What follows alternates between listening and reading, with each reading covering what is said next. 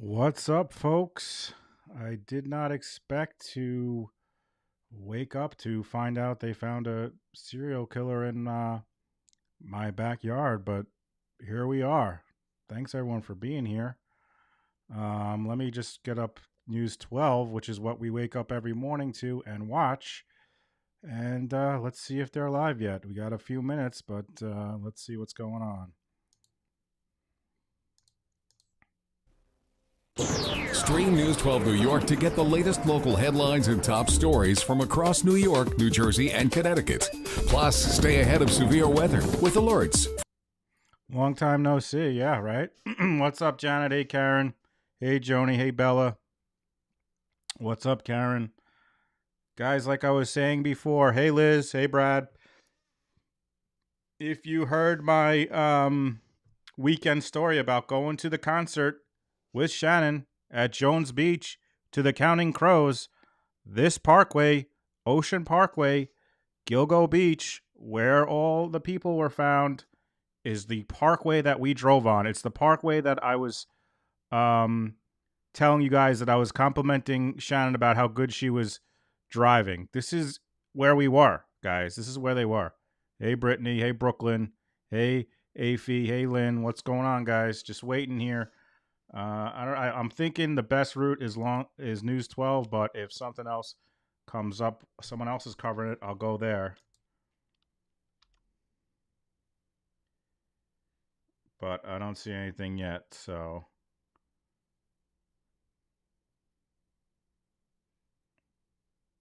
Hey, Daisy. Hey, Bugapoo. If anyone sees it come up anywhere, let me know if I'm not seeing it. But I assume News 12 is going to be on it. What's up, Zero Cool? Hey, Groot. Thanks, everyone, for being here. Can't believe they got someone. And the document, which I have, hey, Calder. Oh, it's between 4 and 5? It's not exactly at 4? I thought it was 4. What's up, Antron?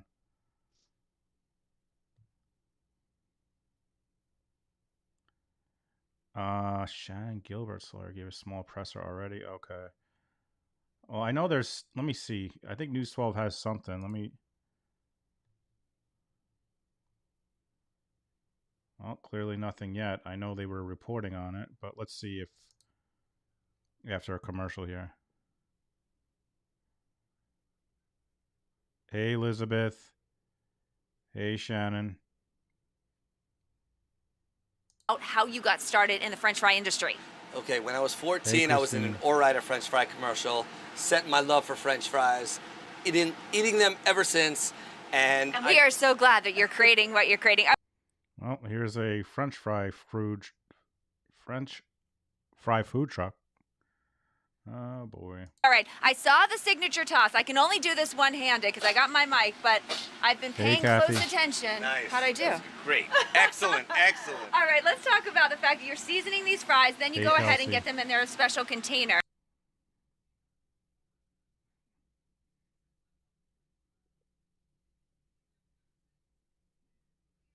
Yep, I will, babe. Once it goes live, I will. Oh, what? Or add some to the fries. Absolutely delicious. What's been the response locally, because I know you're based in Rockland County, from the people that come and enjoy your truck? Well, people love it. They love the aesthetic of the truck, and when they come up, they're like, just fries? And I'm like, trust me. Just fries and even a disco ball. All right, so if people want to get in touch with you, what's the best way to do so? The best way is Bongo at bongosfries.com. Bongo. Pretty simple, and you can hit up all my socials. Bongo's Fries.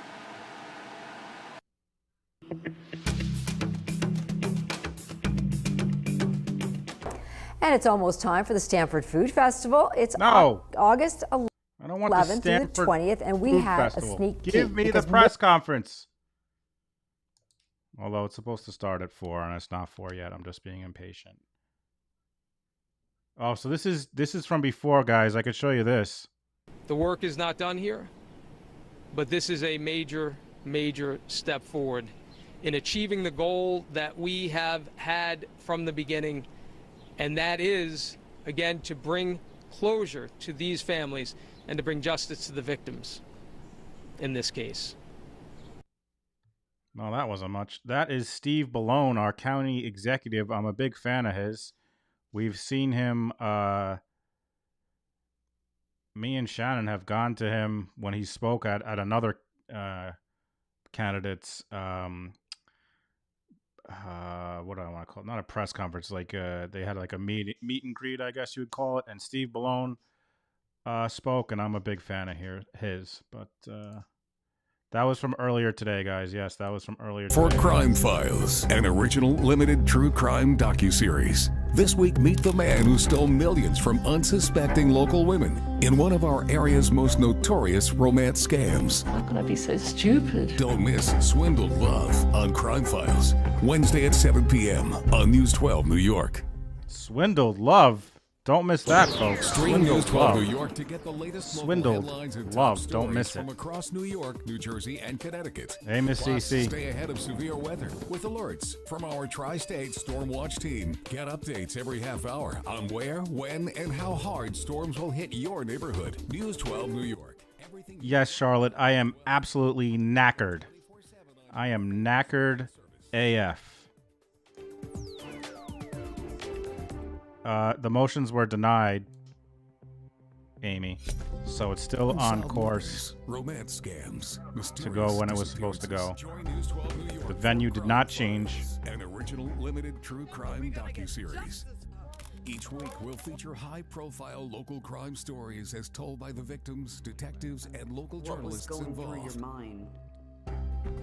Don't miss All right. Crime Files, weeknights at 7 p.m. on News 12 New York. Yeah, guys, probably nothing hour in Discord, 6 p.m. Eastern.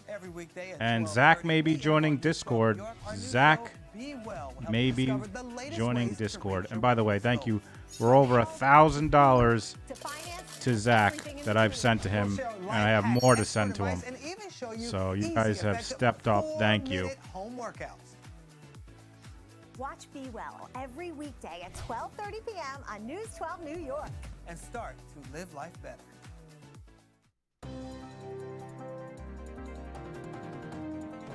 Yeah, Charlotte, I'm knackered and I'm chuffed. Whatcha? I'm knackered and I'm chuffed. Oh! Good afternoon on this Friday. I'm Erin Colton. We begin with that breaking news as we continue to find more about the man arrested in connection with the Gilgo Beach killings. Nearly 13 years ago, after the first of 10 bodies were found, Suffolk police arrested a man in connection with the murders along Ocean Parkway. Now, News 12 was the first to tell you about this breaking update on our morning show this morning, and now we have an update about who this man is. News 12's crime reporter Krista McNally joins us now from the Riverhead Courthouse. Krista, what do we know about this suspect right now, as the police commissioner just updated us shortly before you came on the air? Well, we now know that that man is Rex Heuermann, according to News 12 sources. And what we know about that man so far is that he's a 59-year-old man. Neighbors in Massapequa tell us that he has a wife and 2 children. He would commute to work in New York City, Stephanie. and by all accounts was an average neighbor. They say he grew up on that block, First Street, where there is a heavy police presence. Right now, they say he lives in his parents' home. They also tell me he had a very large family growing up with about 5 or 6 siblings, went to Berner High School, maybe was a little bit odd as a child, some people described him, but other than that, by all accounts, a regular neighbor. And now we know he is going to be maybe a little bit odd as a child. What the fuck does that mean? This afternoon. Now we are here in Riverhead on scene. We're going to be in the courtroom and bring you updates as they become available. Police have confirmed at this point that a person has been arrested in connection with those Gilgo Beach murders that so many people have been waiting over a decade for answers on this. And today, many of those answers are coming. I'm going to toss it back to you in the studio. We're going to make our way into the courtroom. We will be there as any updates become available, and we will be at a press conference later this afternoon with the police commissioner and many other officials to bring you all of the latest information as it becomes available. That's the latest from Riverhead. Krista McNally, News 12, Long Island. All right, Krista, thanks so much. You head into that courtroom. We'll check back a little later Obviously, this continues to be a shocking day for everyone. Going through the latest information we know right now at this hour. We were the first to report police have arrested a Massapequa Park man, according to sources in connection with the Gilgo Beach killings. The man Krista just told you about. Police have been on his block in Massapequa Park all night and morning long conducting a search warrant. Police are having a press conference later today in Yaphank. That is where Krista will be to give us more information on this major update since December 11th, 2010. This has spiraled into one of the largest investigations in Long Island's history. One of the most intense investigations we've ever seen. TV shows were made of it, movies as well. It has been something Long Island and the world have been talking about for more than a decade. And now this morning, there is finally an update, according to sources, as we continue to get more information. Now, we have been in that suspect's neighborhood of Massapequa Park all day long. First Avenue and Michigan Avenue, to be specific. News 12's Jen Seelig has been talking to neighbors about the shock they're experiencing today, waking up to the scene outside of their home. Hey, there they are, guys. I shared their link before, and make sure you're following them on Twitter. Catch_LISK. They have all up-to-date information on this. Make sure you are following them, guys. Wait till you see these interviews, by the way. They find this like teenager that has no information. Just wait till you see these interviews they do. It's a teenager who's like, it was like right in my neighborhood, and then just wait. Homes, but more so, Jen, the information that came along with it. Yeah, Aaron, I just want to say I have been standing here since 5:45 this morning, and we have just seen more police, more law enforcement, more people coming here. I wish you could see a lot of people standing here on this block, just all curious what's going on. Again, we have been here early this morning where police are putting their focus on that red house you see behind me, and we did speak with the next door neighbor there, and he told me that he got a knock on his door from law enforcement asking him so he can move his car to help police get into this area. But again, we are learning new information the same time where these people are standing here. They're learning it with us. A briefing just wrapped up earlier this morning with Suffolk Police Commissioner Rodney Harrison and County Executive Steve Ballone. This morning, they say, according to them, the Gilgo Beach Task Force, they were able to make an arrest last night in New York City. But neighbors here tell me that around 11 p.m. last night, this is when they saw law enforcement here on their street. This is First Ave and Michigan Ave where we're standing.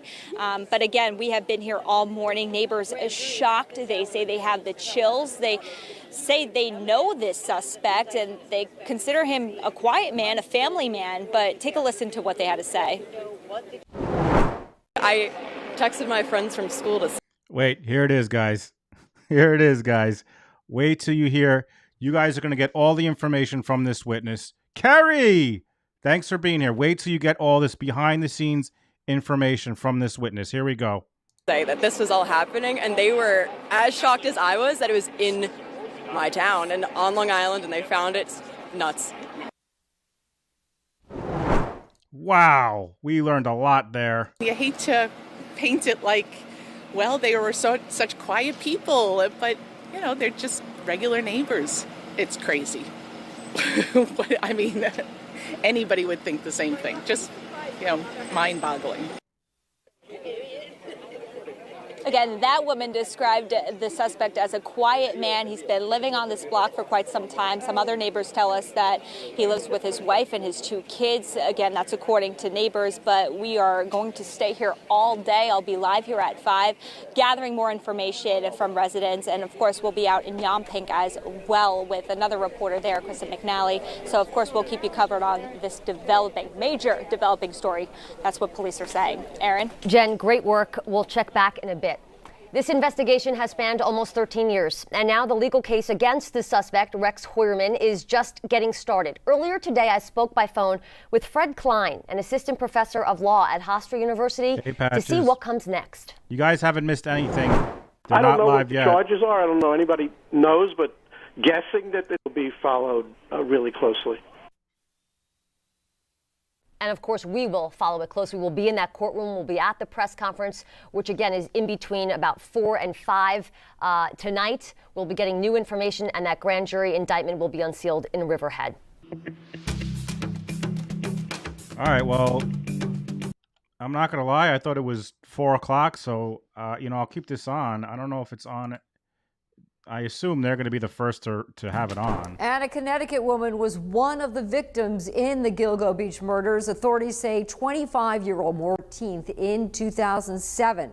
Her body was found on December 13th, 2010 in the north side of Ocean Parkway near Gilgo Beach.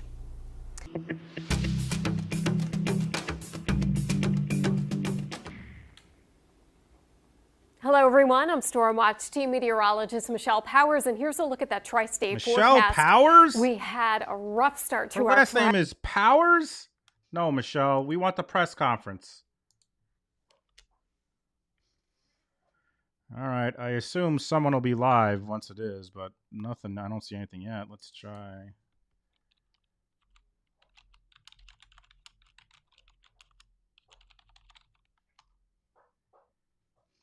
Got Austin Powers' wife on there between 4 and 5. All right, thank you. All right, guys. Well, I'll keep this up. Well, I think I have the document. If you guys want to see the document, Bob, I was waiting for Bob Opedic. He was supposed to, Suffolk County PD. Whoops. Oh no. Whoops, Brooklyn. Sorry. All right, Brooklyn, you should be back. I clicked on that on accident. The Suffolk County PD exists in their own universe. So, all right, I'll keep this on.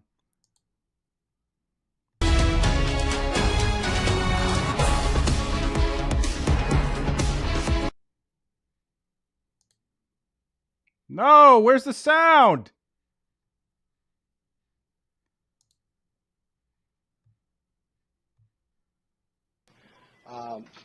I'm standing here with my law enforcement excellent partners feed here in the Gilgo Task Force. The indicted record. Bro, what? 9 years of age. He's been arrested by the Suffolk County Police Department. By the Suffolk County District Attorney's Office for the murders of Melissa Bartholomew, Megan Waterman, and Amber Costello. The investigation of Maureen. Brooklyn, I did it on accident. I clicked on the wrong button. Is anyone else? Is there another feed of this? What is this? Is this everywhere? Are you kidding me? Absolutely nothing. For the next 13 years, their cases went unsolved until today. When I took office in January of 2022, I made Gilgo a priority. I made Gilgo a priority before I took office. I met with the victims' families, some of whom I'm proud to have standing with us today, and I told them that we were going to handle this case differently. We were going to do it differently, and that when I showed up, you weren't going to see me calling the media and being on Gilgo Beach with a giant magnifying lens looking for clues 12 years after the case. What I was going to do was I was going to work with my task force. We were going to form a task force. We were going to work with the Suffolk County Police Department. We were going to work with the Suffolk County Sheriff's Office. We were going to work with the New York State Police. We were going to work with our FBI. And we were going to form this task force, and we were going to work together, and we were going to use the grand jury, the power of the grand jury, to reach a determination in this case. Because the grand jury has two things: it has power, it has reach. You can obtain documents, you could interview witnesses. But the other thing that the grand jury has secrecy. No one knows what you do when you operate a grand jury proceeding.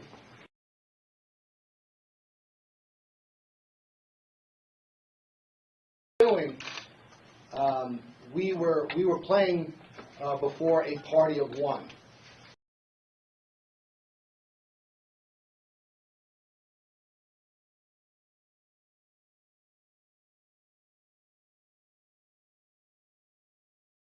Maintained the integrity of the investigation.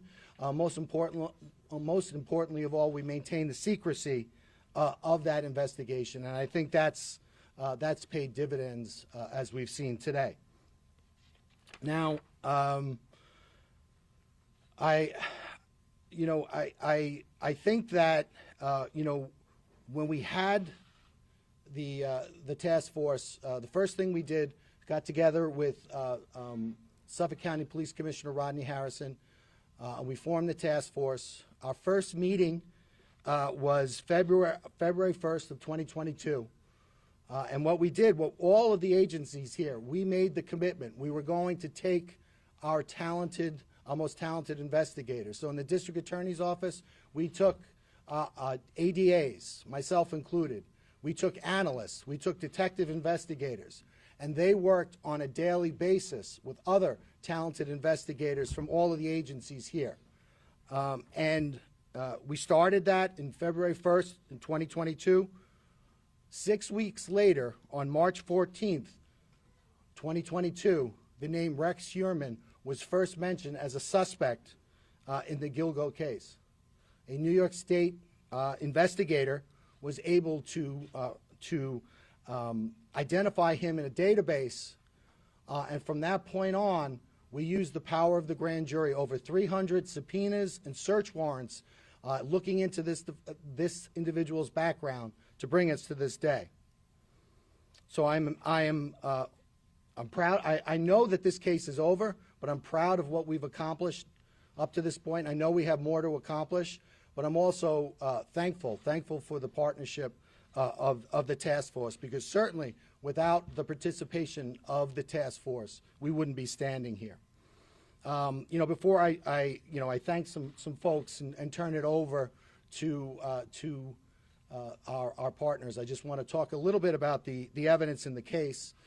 I know a lot of people know about the case. As I indicated, the victims went missing between July of 2010 and July of 2007 and September of 2010. In December of 2010, they were their bodies were recovered. They were buried in a similar fashion, at a similar location, in a similar way. All the women were petite. They all did the same thing for a living. They all advertised the same way, and there were similarities with regard to the crime scenes. All the women were bound at the head, at the midsection, or at the chest, and later at the legs. The other thing I think that that's been talked about in the media was they were bound by burlap. That has taken a life of its own in the media, and the burlap has been described or thought to be the burlap that's used at a nursery for. That's not the burlap that was used in this case. The burlap was camouflage burlap used for duck blinds of hunting. Obviously it was used to purposely hide the bodies. One thing that became immediately apparent was at the time of each of the murders, the murderer, the defendant Heuermann, he got a cell phone and a burner phone, which is prepaid and anonymous. And for each of the murders, he got an individual burner phone, and he used that to communicate with the victims.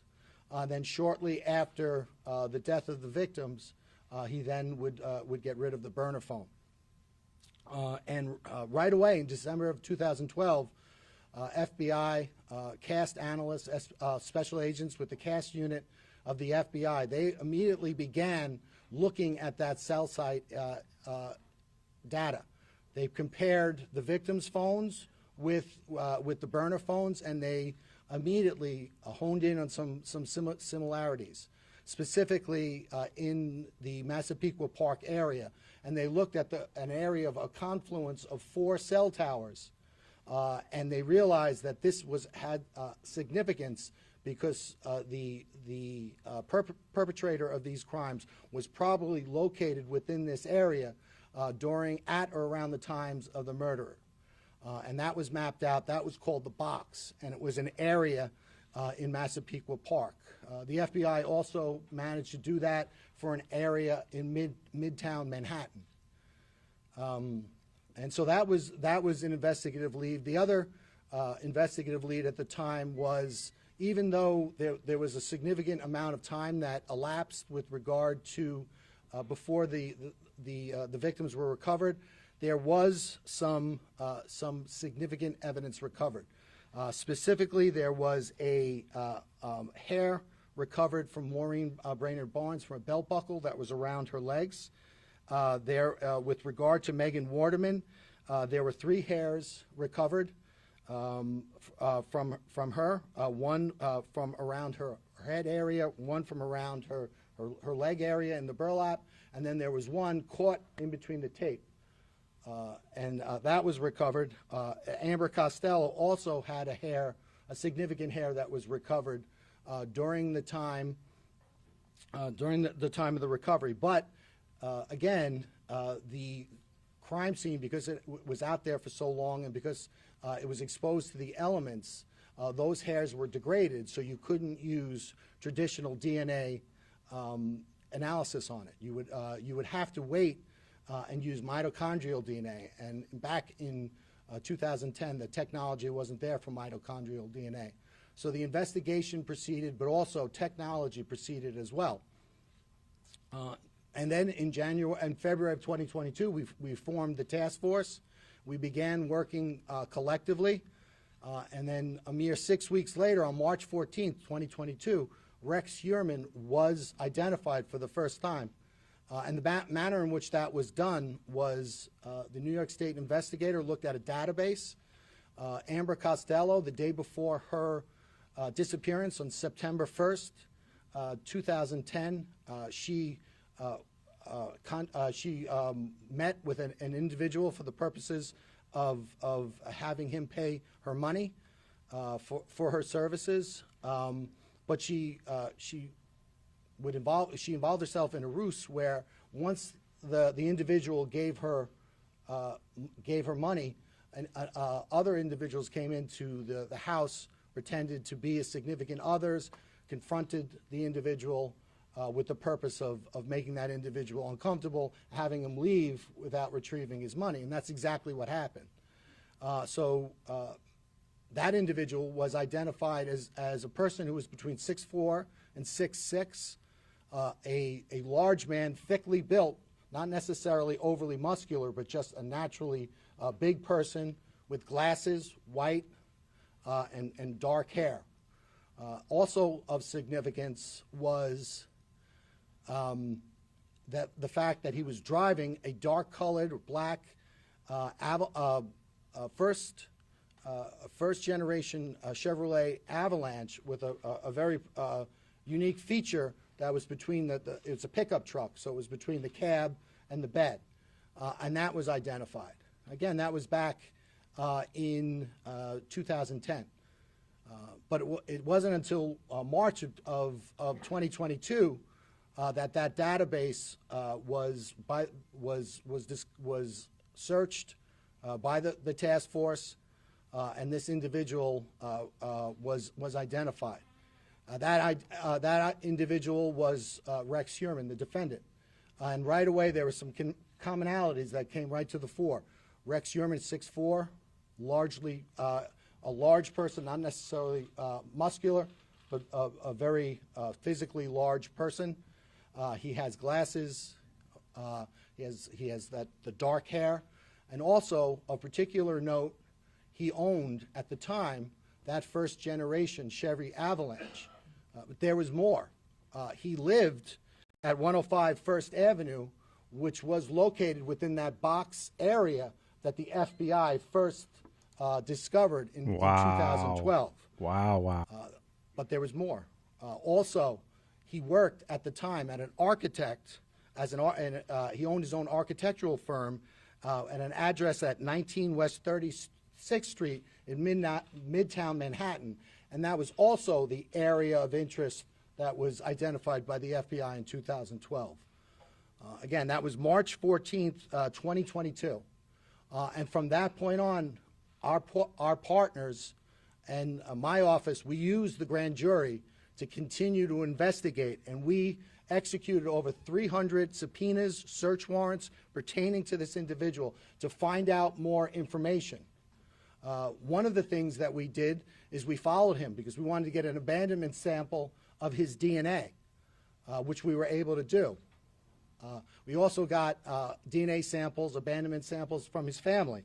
And then we went back and we got mitochondrial DNA testing. And with regard to, there's an aspect of New York State law that doesn't allow me to talk about DNA testing, specifically at press conferences. So I can't do that. However, at the arraignment and also when we filed our bail letter, we talked about the significance of that evidence. So if anyone needs to see that, but suffice to say, that evidence was significant, especially with regard to the other evidence that we had developed. But it was there was another interesting aspect. We looked at the Heuermann family travel records, and we learned that during the murders of the last three women, Barthelemy, Waterman, and Costello, that during the commission of those murders, the defendant's wife and children were out of New York State, and he was alone in the tri-state area.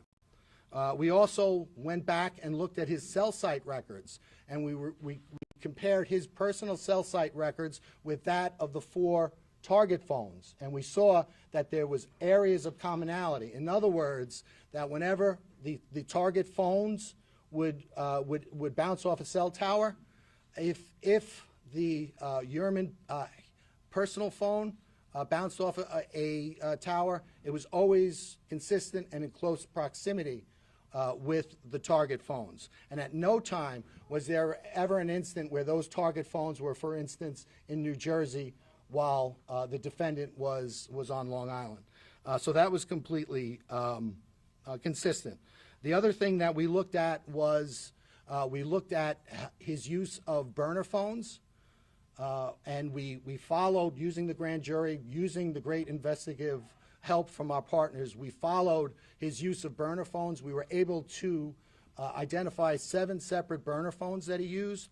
We were able to use fictitious or fraudulent email addresses and get Google warrants, and from there we got his searches. And we learned what the defendant was searching. In a 14-month period, he had over 200 searches pertaining to the Gilgo investigation. Not only was he looking at investigative insight, he was trying to figure out how is the task force using cell phones to try to figure out what's happening. What are the developments with regard to the task force? And this really supported our decision to keep our investigative focus secret, because we knew that this one person would be watching, and we didn't want to give him any insight into what we were doing. And we also didn't want him to know just how close we were getting. So we maintained the grand jury secrecy, and we maintained the integrity of our investigation. In addition to those Gilgo searches, he was compulsively searching pictures of the victims, but not only pictures of the victims, pictures of their relatives, their sisters, their children, and he was trying to locate those individuals. In addition to that, there was a lot of torture, porn, and what you would consider, depictions of women being abused, being raped, and being killed. In addition to all of that, we continued to look, and we were able to determine that Chevy Avalanche that was used during the commission of the Amber Costello crime, that Chevy Avalanche was in South Carolina.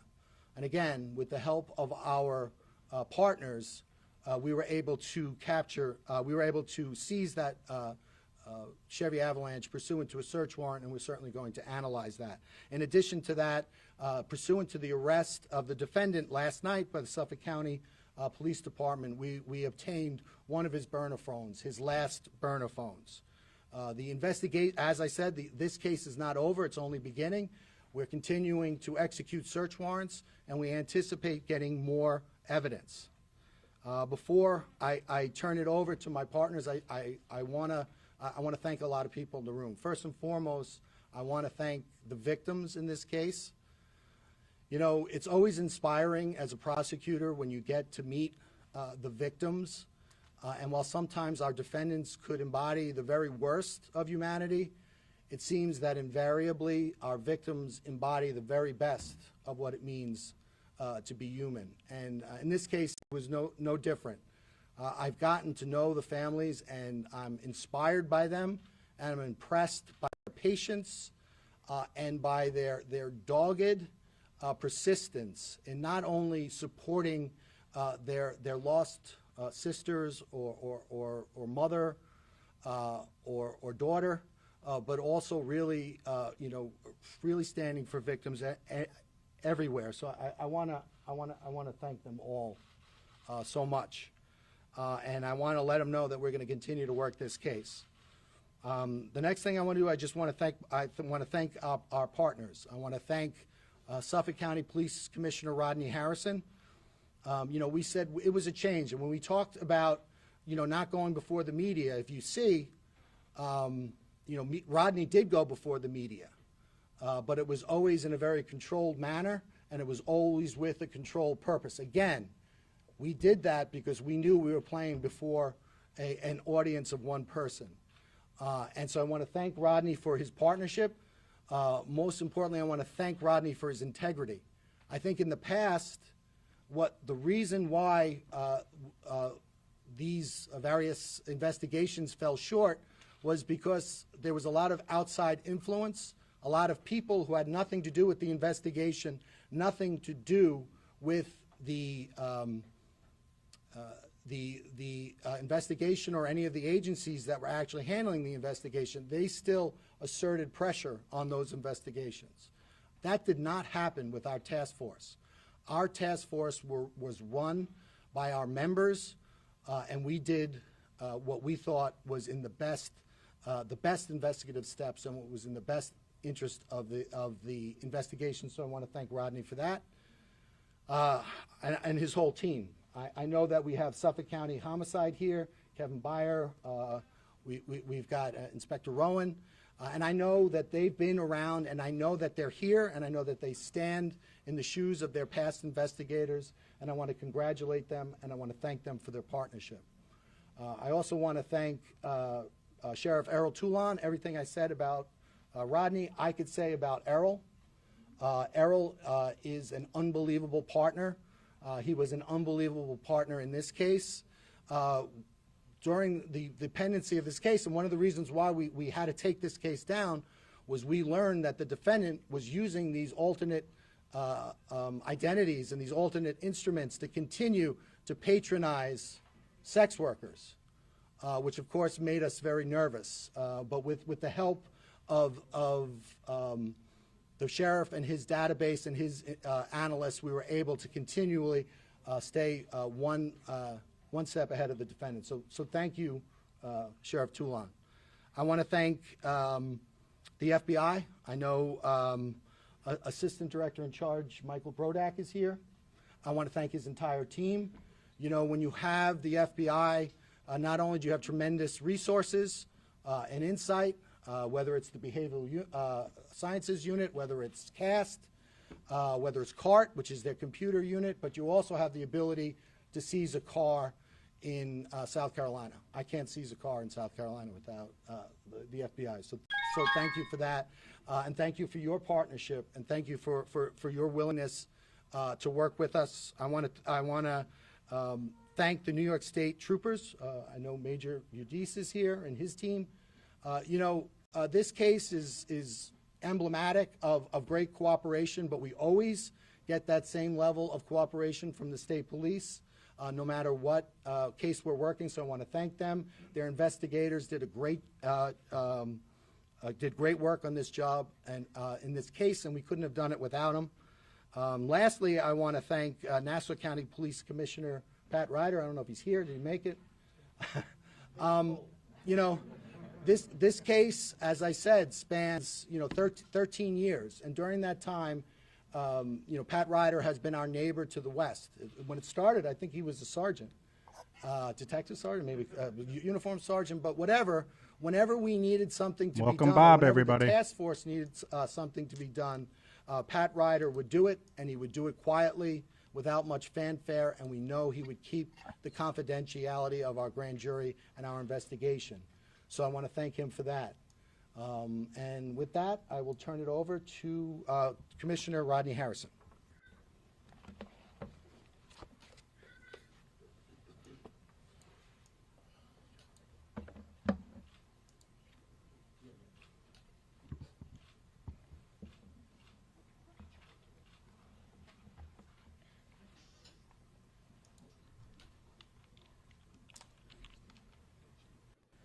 Good afternoon. Today is a good day. And before I acknowledge the individuals that had a role in getting to this place, I would first and foremost like to offer my deepest condolences to the family members. To the family members of Amber Costello, Melissa Bartholomew, Megan Waterman. I can only imagine what you had to endure over the last decade regarding knowing that your killer was still loose. God bless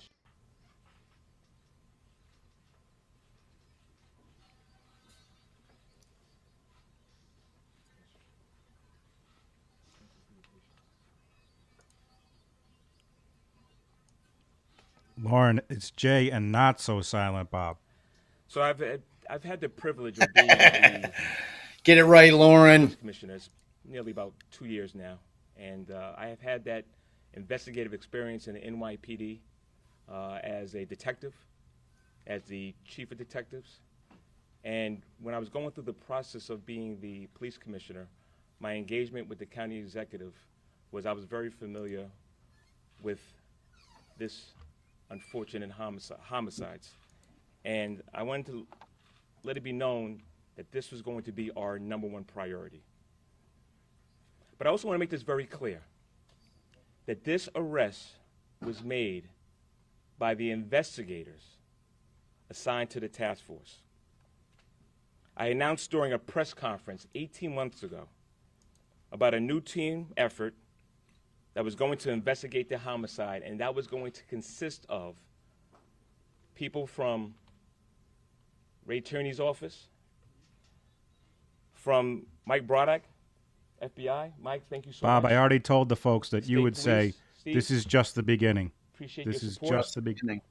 Just the beginning. Dr. Earl Toulon, Jr., thank you, sir.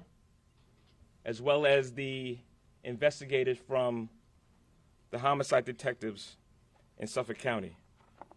Gentlemen, thank you for all you've done, working together with us, making sure we are here today. I also want to thank my partner, Pat Ryder. Pat, good seeing you, man.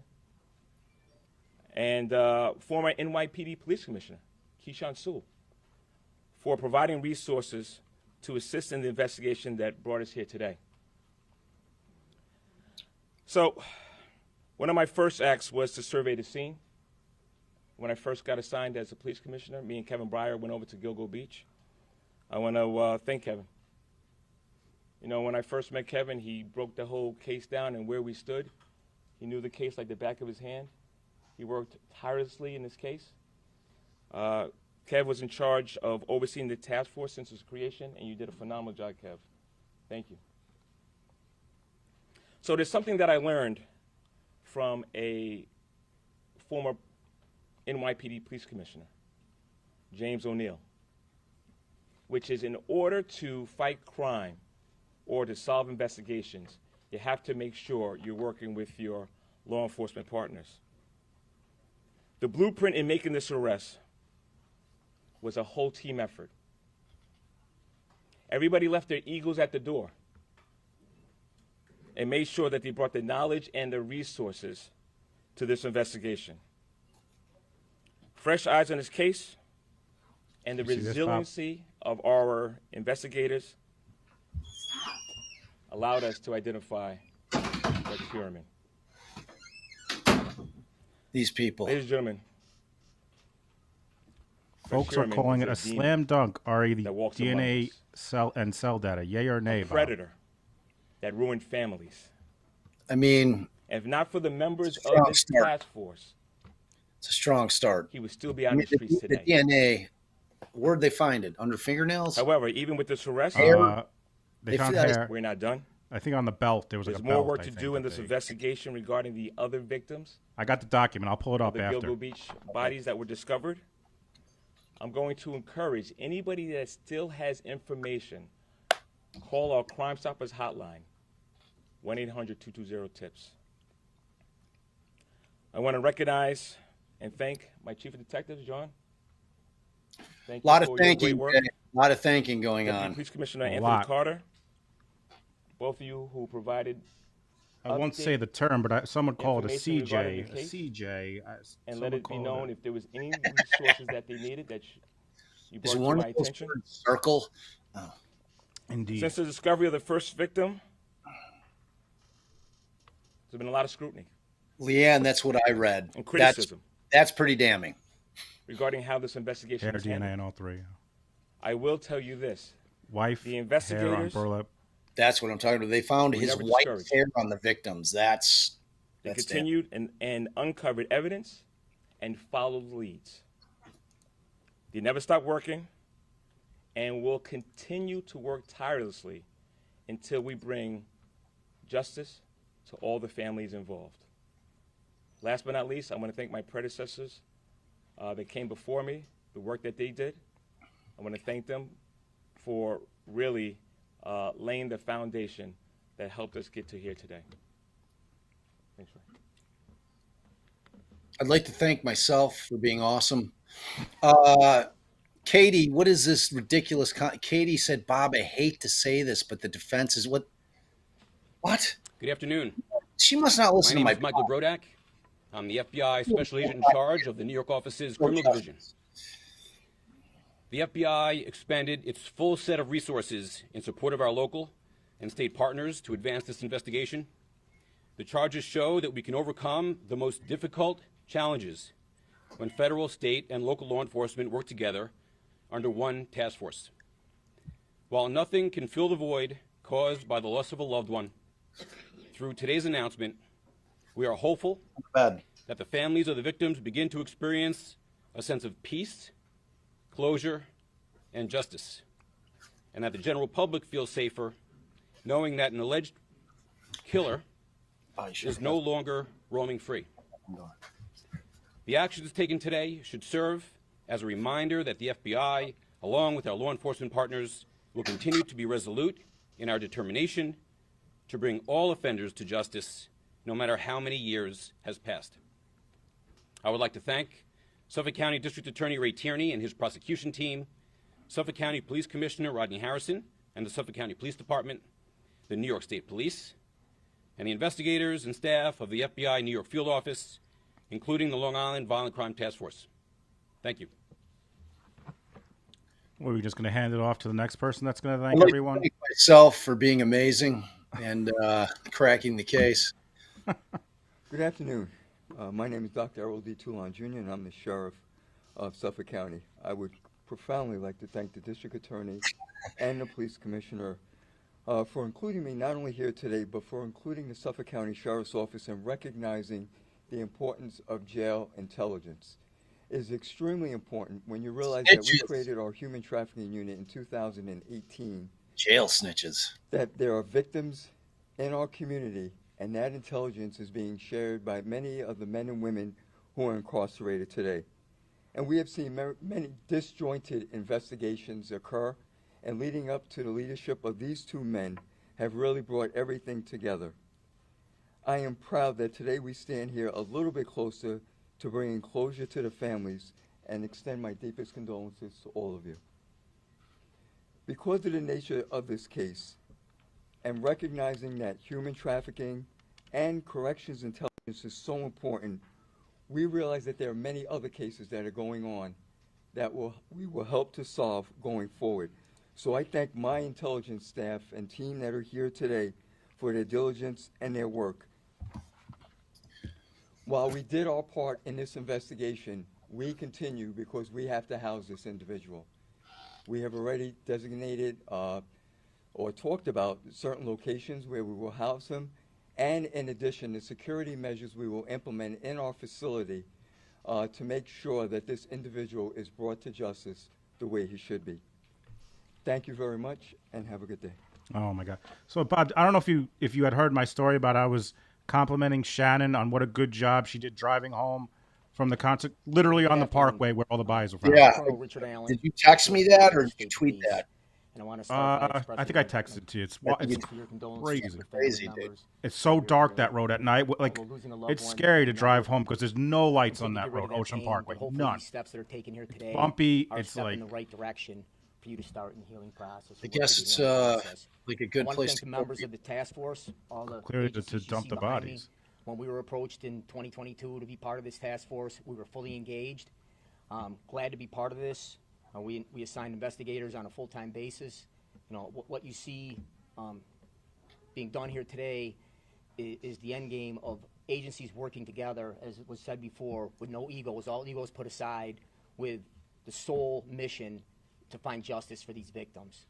You know, here in Troop L, Major Stephen Udis oversees the operations down here. He has been intricately involved in this task force since we became partners with it. And I'm going to ask him to come up and say a few words or expand upon this a little bit, our role in the task force. But I'd like to thank myself first before I do that. I did an amazing job.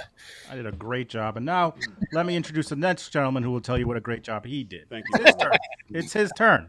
Good afternoon. I'm Major Steve Udis, New York State Police, Troop L, Steve-O. Long Island Troop Commander. I'd like to take this opportunity to start off by acknowledging the DA, Ray Tierney. Oh my God! And Commissioner All right. Well, Rodney for folks Harrison who don't know, when this having goes the to trial in vision 3 years, to Bob see is that going to be forming a moving into task my force house might because I'm in breathe new Suffolk life County. We're going to into make this bunk beds so we have room for activities. State Police It's going to be a in good early time, folks. And 2020 Coloring. joined this task We're going to force, cover it. and once requested, we were more than willing to do so. We were also very pleased that we were able to make some very meaningful contributions in this case. to Yes, help it was hair, propel it Miko. forward. I'd like to take this opportunity to thank all of the task force members from the different agencies and congratulate them on a job well done. I think this case represents an example of what we as law enforcement can do when we pool our resources together and we work together. I would also like to mention the state police member assigned to this task force.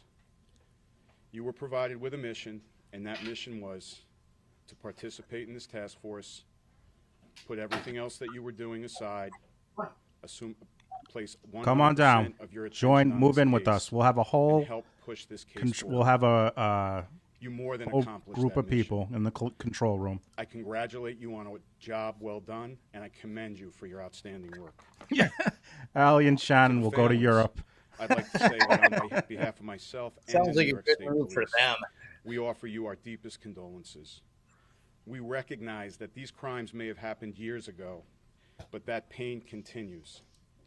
Our hope is that this development today provides you with some relief and some comfort, knowing that the person responsible for your loved one's death is now being held accountable, and he's no longer a threat to anyone else in society.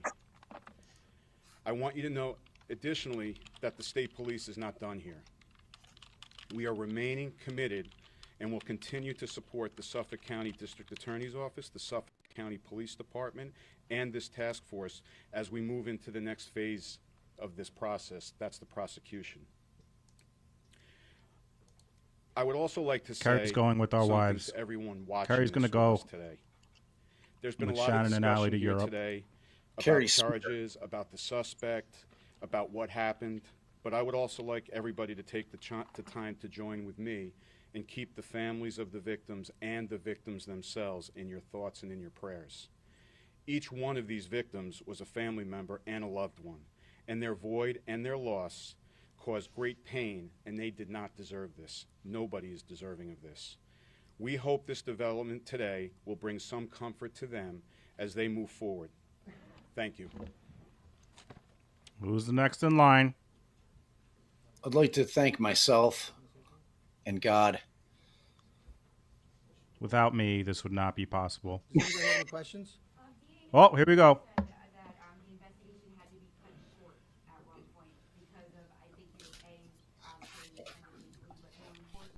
The safety of people in the community. Can you just explain that more here? You know, sure.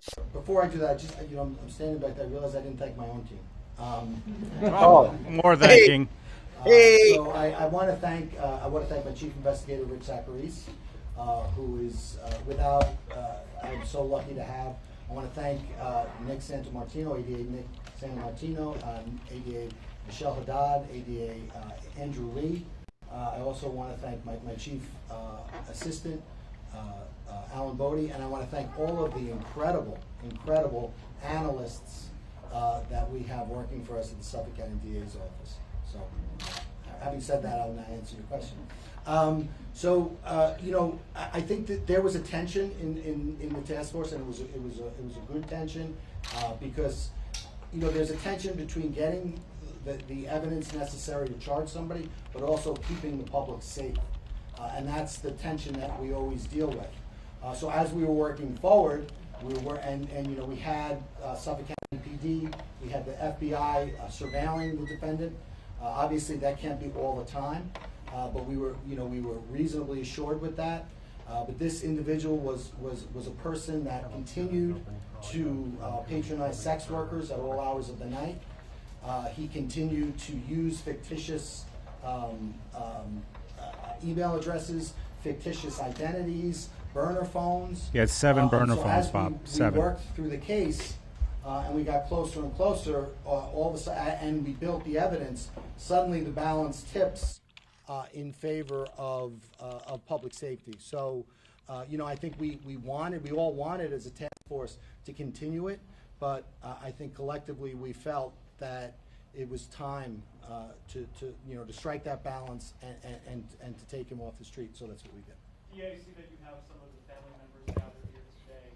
Could you introduce some of them, and if they wanted to say anything about? There you go, Kerry.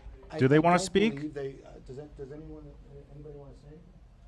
No, Nope. they're here. They're. I can tell you, they're the Waterman, Bartholomew, and Brainerd Barnes family members. But they're here. They're here first and foremost to support their loved ones, and we're happy and grateful to have them here. Are you looking at any other people? Do you believe that there are multiple people responsible for the remains, for the murders? This portion had to deal with the deaths of these 4 young women, and that's what we focused on. That was what the grand jury investigation was focused on. I talked about the commonalities, and the commonalities, all of those commonalities that we talked to were unique to these 4 separate cases. So that's what we're working on. I think the other members of the task force said, we're going to continue, and continue to work and investigate and try to get a small measure of closure for all the victims' families. But for right now, this defendant, it's this defendant with these 4 victims. So the other remains, is there any relationship between the Heuermann and the other remains, other than the 4 women? I'm here to talk about what we did with regard to these 4 victims, and as I opened my address by talking about the need to maintain investigative secrecy. So we are going to maintain that investigative secrecy, and when I talk about other individuals and other cases, it will be after they have handcuffs on. You mentioned that there was a New York State officer made the link with Heuermann. He looked at data, and that's what Heuermann came up shortly after the task force. Can you explain that? Can you talk a little more about that? So, I mean, we talked about some of the evidence that was there. Obviously the cast that's I agree, the Lauren. phone evidence. And I agree, Kerry. It was great evidence. And then there were other commonalities, there were other investigations, but I think one of the good things about having a task force is basically you strip it all down.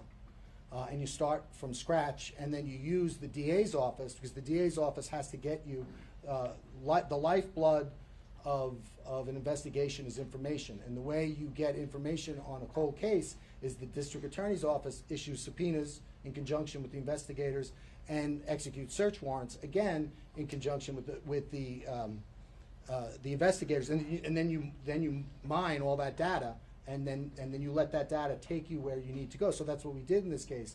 And 6 weeks in, the break in the case, a significant break in the case, was the avalanche and the fact that this guy, he was described by witnesses as an ogre. He matched the description of the ogre and where he lived. Was the avalanche the link there? Was that what jumped out? Well, I mean, it was a lot of things, right? It was his physical size. It was his where he lived, where he worked. The fact that his family members were out of the country at the time of the commission of the 3 murders. The fact that he now then you start looking into him, and then you start getting burner phones. Well, he has we had up to 7 burner phones. He's using these fictitious email addresses. So then you follow him and you get an abandonment sample. Then you go back to some of the old evidence. So it's there are I mean, March 14th, 2022 was a huge day for the task force, but it's never one piece of evidence. No one's shaving them in our chat, Lauren. They'll get kicked right the fuck out. I promise you that, Lauren. A certain make and model of car and certain other. Not in this chat, folks. Don't fucking do it. For a living, and then you get data. And not in our watch. For something that would match with your case, and you do that. You don't do that just you do that 100 times. Until it hits, until you get the right data points. Did the suspect say anything when he was arrested? Was he surprised? Did he admit to the murders? So we can't talk about ethically in New York. We can't talk about any statements the defendant made, but he made. We're not turning over any statements. Was he surprised? I would say he was. Yes. You mentioned a unique feature that helped you track down the avalanche. Did they say So was he in between the bed and Say the, what? and the I cab, think there's the like press a little asked he was triangular surprised when he got arrested. ornament almost, and it's unique in the way it's configured. It's unique to the avalanche. It was unique to the avalanche at that time. And that was something that was pointed out by witnesses. Bob, did you see? I streamed a video this morning. What?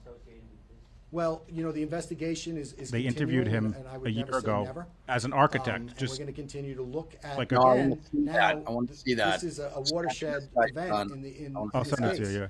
Yeah, we can watch it So tonight. now, Yeah. Are going out and we're executing more search warrants. We'll get more information, more data, and together we'll look at that and see where it leads.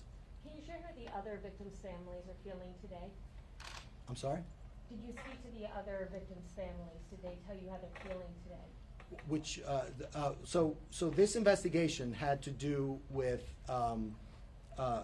these 4 victims. So we've been in touch with the 4 victims through the grand jury process. With regard to victims in general and other victims, who lost people in the vicinity of that area, we speak to our victims all the time, but those are conversations that we keep between ourselves. Explain why there's one victim that has not been linked to the charges to the suspect at this point. So it's so first off, Maureen Brainerd Barnes. The other 3, one went missing in 2009. I believe the others in 2010. She was in 2007. So it was a little bit more remote in time. We are working through evidence. A lot of that evidence has to do with forensic evidence and analyses that are not completed. But once those analyses are completed, we feel good about the case, and we're going to just continue to let that process go. And again, I think the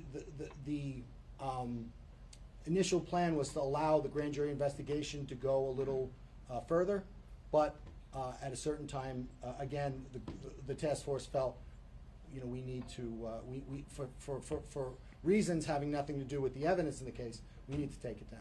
And Jay, can you just sum up this defendant? You've seen a lot. Can you just sum up this defendant and what he is accused of? He's, it's. Can you sum up the defendant? As a prosecutor and as investigators, he is charged with a crime. There are certain elements in which we need to prove that crime. We are going to prove those elements. We're going to work hard. We're going to convict him, and we're going to hold him responsible for what he did. And whether, what I think of him personally, whether I like him, whether I don't like him, doesn't matter. Whether you like him? What do you... to hold him responsible for what he Good did. Guy.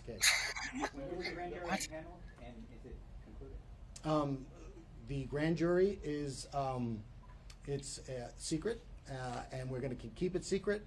But we have an investigation, and it is continuing. There was a belt that was presented publicly by the Suffolk County Police Department a few years ago with initials on it. I think one of the initials appeared to be MH or WH or something along those lines. Obviously, this guy's got an H in his name. Sure does. Can you talk about that? I mean, he has an H in his name. He has, so it's, what was it, HM? WH. His dad was William. So he's got an H in his name, and other relatives in his family have a W in their name. What that means, I don't know. And can you talk about an alleged why? The alleged motive, why? I think that when you look at his internet searches, I think that provides a little insight into his state of mind. And again, we don't have to prove motive. Theodore, we have to prove sorry. the elements, and that's what we're going to do. Grandfather William. How did you guys feel comfortable ensuring that you weren't, putting these women at risk? Well, you said women. With regard to the sex workers, what we did was we had him under surveillance. We had other means of monitoring him, and again, it's a process, and that process is you have to balance the ability to find enough evidence to charge him and hold him responsible with the balance of keeping the public safe. And it's not easy, and we decided at a certain point in time that that we needed to take him down because we didn't feel comfortable with it. So that's what we did. Did the frequency of his searches or the type of his searches increase to cause you alarm? I don't think it was so much. I don't think it was so much the searches. I think that the conduct of the defendant was very consistent.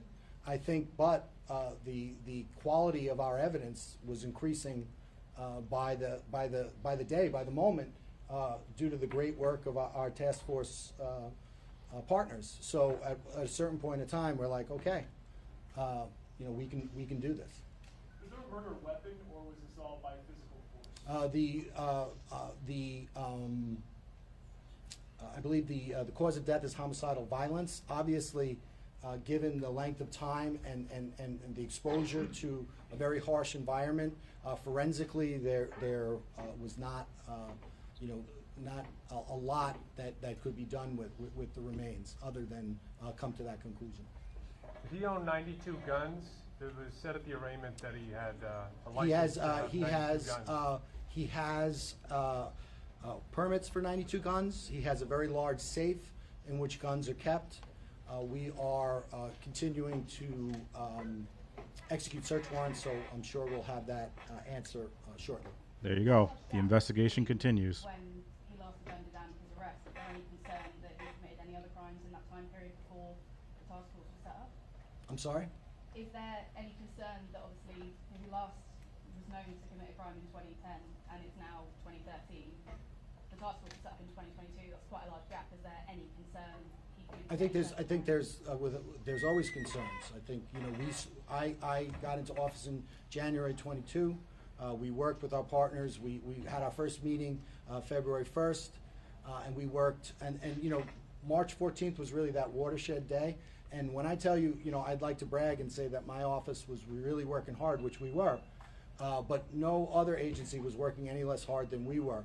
Once we realized what we had and we realized the stakes, all of our partners really worked. I mean, I think if you look at the folks standing here, I don't think that, you know, in the last 48 hours, any of us have gotten more than 3 hours sleep. Regarding Maureen Bernard Barnes, how much more do you need to actually tie it into that? We are going to continue our investigation, and when we are prepared, when we have concluded that investigation, we will, we'll bring that to a conclusion, but we will not do it before. Between all the search, You have one more? yeah, between all the search warrants and the subpoenas, were you ever, did you ever think that you were gonna lose them? Like, you know, being between all the searching around and stuff? Like, And I don't want to tell you, exact investigative techniques, because they're, again, part of the reasons why they're effective is because people don't necessarily know what it is exactly we do. But always a concern, but given the professionalism of our partners, their diligence and their commitment, we felt good about the case, or keeping the case going until we didn't, and then we took it down. Thank you. Thanks, guys.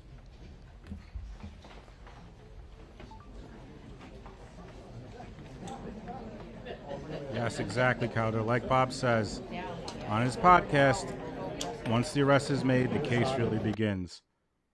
And I don't know if you have a sec, Bob. If you want, I can pull up the document. Yeah, definitely. All right, cool. All right, let me figure this out. How I do this.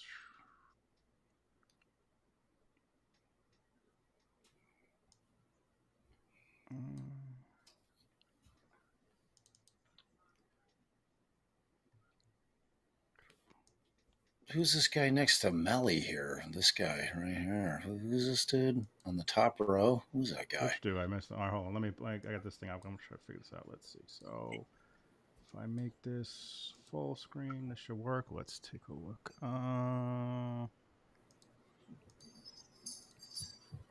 right.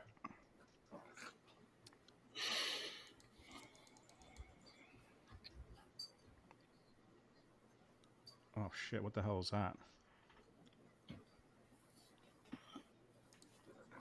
Sorry, guys. This is my first time trying to show a document, so let me.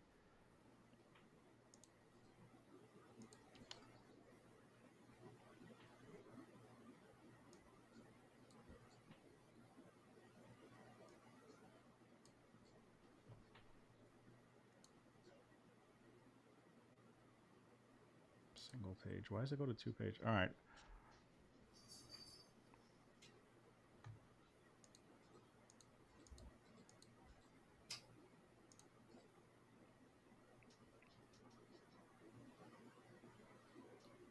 Where do you want me to go, Bobo? You tell me. Let's get into the facts down there. Yeah, just go let's start here. So discovery of victim. Yeah, I guess I should, guys, folks. Trigger warning, folks. This is not going to be pretty. Trigger warning for abuse. There's a lot of stuff that's not going to be good here, guys. So thank you. Yes, trigger warning. Trigger warning. I won't go further for a second. Trigger warning. And here we go. Oh, shit. On December 11, 2010, police officer John Malley was conducting a training exercise with K9 partner Blue along the Ocean Parkway in Gilgo Beach. During the course of the training exercise, Blue located a set of human remains. They were identified to be Melissa Bartholomew. 2 days later, on December 13, 2010, continued their search in the proximity of the remains. On the date, the members of the SP found 3 additional sets of human remains within 1/4 mile of the first discovery. So let's go to the next page.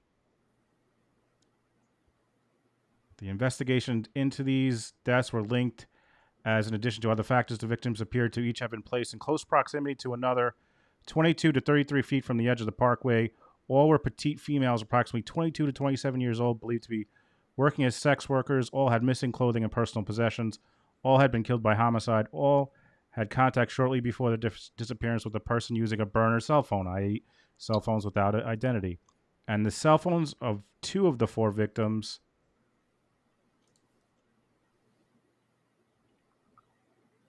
we can't. Can you not? Let me. Brainard Barnes and Bartholomew were used by the killer after their deaths.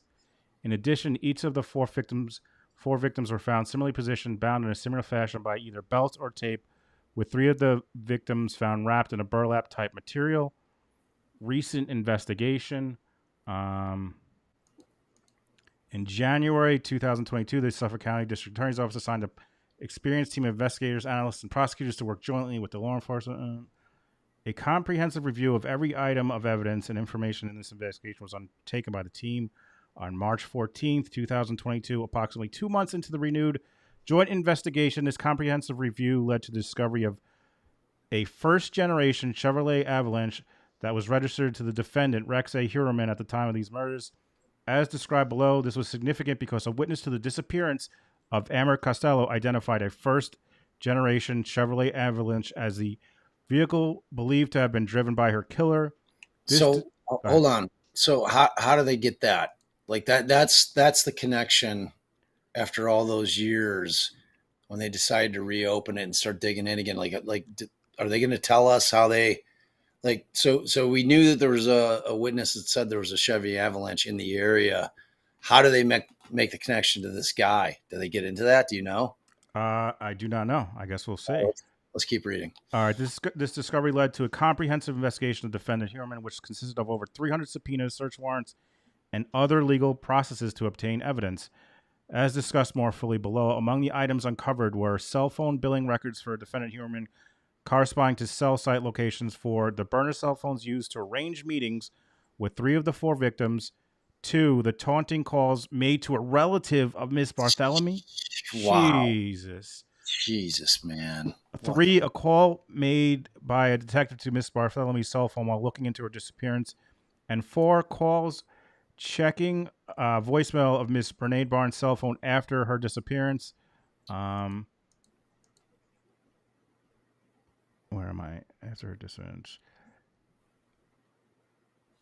In addition, Heuermann lived in Massapequa Park, where the victims were believed to have disappeared, and he worked in Midtown Manhattan, in the vicinity where the taunting calls. Oh my God! And the calls were made to the sister of Miss Bartholomew, as set forth more fully below. Defendant Rex Heuermann is believed to be the person who used the burner cell phones to communicate with each of the 4 victims prior to their disappearance, and who used Miss Brainard Barnes' cell phone and Miss Bartholomew's cell phone after their deaths.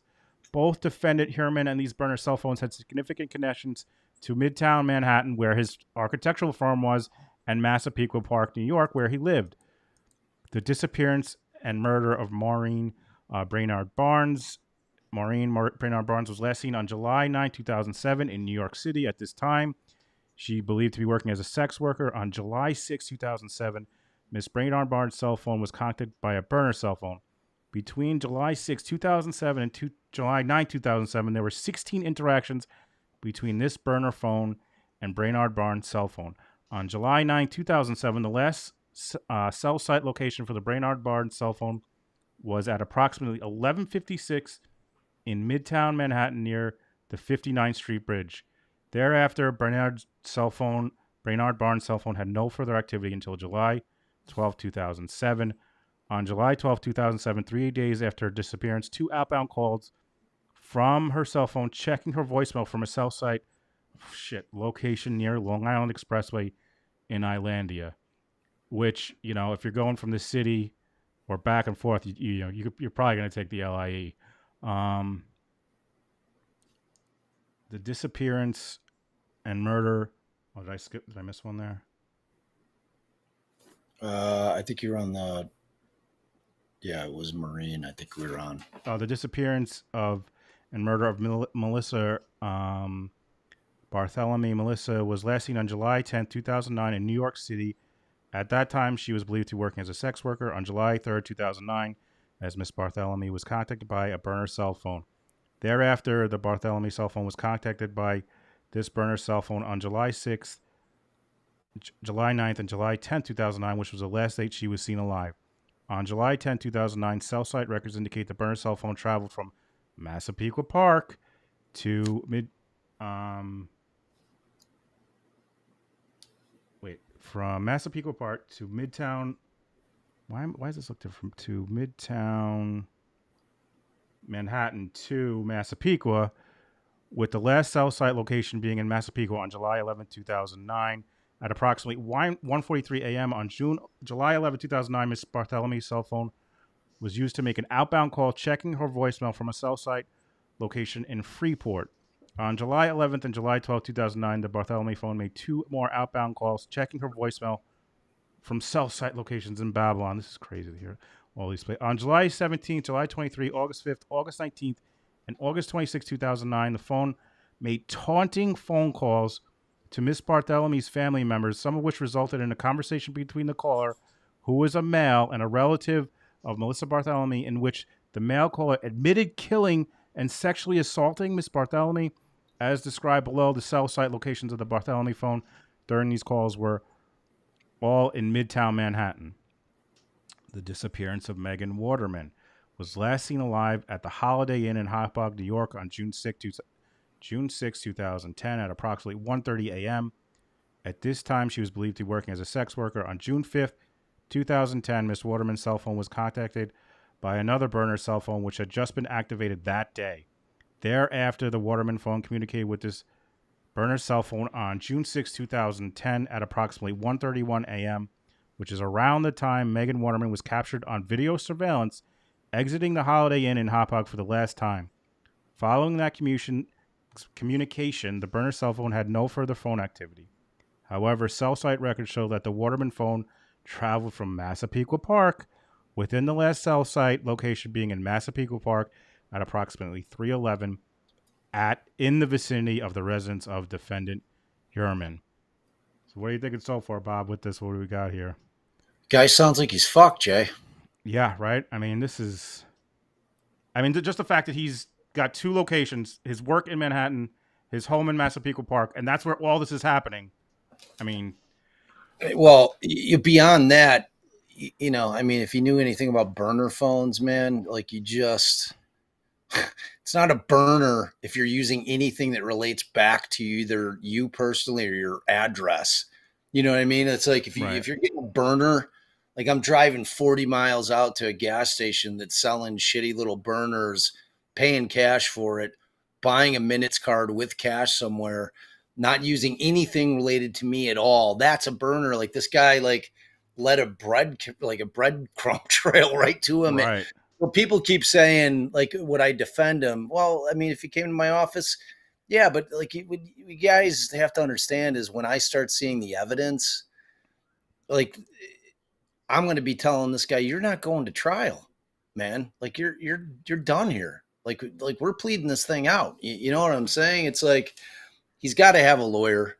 The lawyer's just got to advise him. Like I always say, like the defense attorney job, as far as their defendant, is make sure they get a fair trial if it goes to trial, and make sure they're aware of their rights, and make sure they're aware of the process. And then that is where it begins. And then when I start getting discovery, and I'm going to sit down, which is going to be much more thorough than basically this is an affidavit they put together and attached to this bail application. But I'm going to have everything at my disposal, and I'm going to be able to sit down in his jail cell with him and say, man, they got you dead to rights, homie. Whether we don't know, like he was cryptic about whether or not he made a statement. He might have, because it sounds like they caught him by surprise. And a lot of times if they catch somebody by surprise, sometimes they'll just talk, man, so it's like, it's reminiscent of Garcia, because the work that they did, it looks to be pretty excellent work here in terms of building this case and being able to extract that information from burner phones and be able to geolocate him all the way back to like 2009, 2010, man, or was it 2007, 2008? 2000. The first ones I think was 2007, 2009. This 2000. one's 2007. Yeah, it's damn, dude. July 2007. Now it's like I didn't even know that was a thing. Like that you were like, I mean, I knew that they were able to get some coordinates, but not like this. I was just talking to a former detective that was telling me this guy that developed this, and they sold it to LexisNexis. It was a software program where they can take a burner phone and like you just input the data from it and it'll plot it all out. And then say, for instance, you've got your regular phone that you use, and then they'll take that phone and they'll plug that in as well, and it'll plot it all out on a screen for you. So, because we're all creatures of habit, we do So the same. will it be like dots on top of dots, basically? Yes, Exact same. like same places that he goes, you know, like things that he does at the same time all the time. You know, it's like where you're able to show all these things that are in sync with one another, and that these were the habits that, you know, he typically uses his own phone. Like we all have habits on our phone. You know what I mean? We Yeah. go to the same places all the time. Yeah. You know, so yeah, it was pretty interesting, man. Yeah, I mean, like a case like this, if the guy's dead to rights, and it depends on the client. If the guy's like, I didn't do it, you know, despite the fact that I'm putting all this evidence in front of him, you're forced to go to trial. You know, it's like there's only so much you can do with bad evidence. You know, meaning from the defense side. I mean, if they've got him dead to rights, they've got him dead to rights. You guys don't have the death penalty in New York, right? No, I don't believe Right. so. We don't have So that. I mean, just I feel like if we did, this guy's calling people and harassing the fucking family after. I mean, this guy would get it if there was. Dude, guy's a fucking piece of shit, man. Yeah, I mean, like to me, the fact that they found his wife, which I'm assuming she had nothing to do with it, considering that she was in Europe for at least one of them, or Here we go. There we go. Right here. Records established that defendant Heuermann's wife was out of New York for the disappearance of Bartholomew, Waterman, and Costello. Significantly, travel records show that July 8th, 2009, his wife was in Iceland. On August 8th, 2009, his wife returned to the United States. Consequently, defendant Heuermann's wife was out of the country during the time of Melissa Bartholomew's disappearance as well. Let's see what else we got. Based upon cellular billing records on June 4, 2010, subscribed to his wife. She traveled from New York to Maryland. I mean, are we supposed to believe that this guy goes on this like rampage and then is like dormant for like the next? It just, I mean, it almost, it's like he was waiting for these times when they were leaving to do this, right? I mean, this is selling records, billing records for the cell phone of Heuermann, however you pronounce it. During the times of the disappearance and murders of the victims, defendant Heuermann owned an architectural business located in Midtown Manhattan, and this business was named subscriber of Heuermann's cell phone, which was active during the times of the victim's disappearance and subscribed to Heuermann's home address in Massapequa Park. Although cell site records from the time period no longer existed, investigators obtained cellular billing records which showed general location information for Heuermann's cell phone. A review of these records, as well as Heuermann's American Express records, show numerous instances where Heuermann was located in the same general locations as the burner cell phones and used to contact victims Bartholomew.